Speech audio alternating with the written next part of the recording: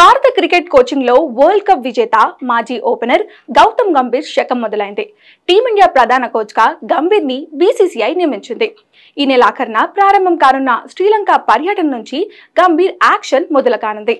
అయితే సహాయక సిబ్బంది ఎంపికలో తనకు స్వేచ్ఛను ఇవ్వాలని బీసీసీఐని నయా కోచ్ గంభీర్ కోరాడు. దీనికి బోర్డు నుంచి గ్రీన్ సిగ్నల్ కూడా వచ్చింది.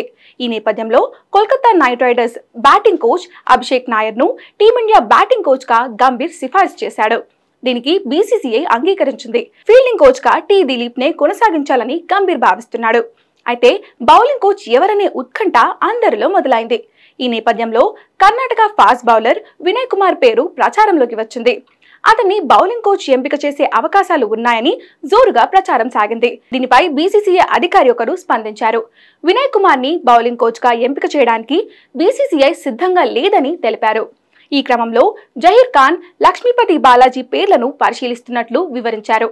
వీరిద్దరిలో ఒకరిని నియమించడానికి ప్రయత్నాలు చేస్తున్నట్లు తెలిపారు.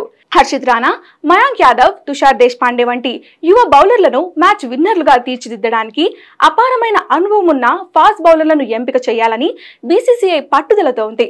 కాగా 45 ఏళ్ల జహీర్ ఖాన్ 92 టెస్టులు, 200 వన్డేలు, 17 టీ20లు ఆడాడు. 2011లో వన్డే వరల్డ్ కప్ గెలవడంలో జహీర్ ఖాన్ కీలక పాత్ర పోషించాడు.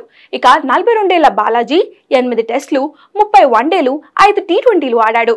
బౌలింగ్ కోచ్ గా సీఎస్కే, కేకేఆర్ జట్లకు పనిచేశాడు.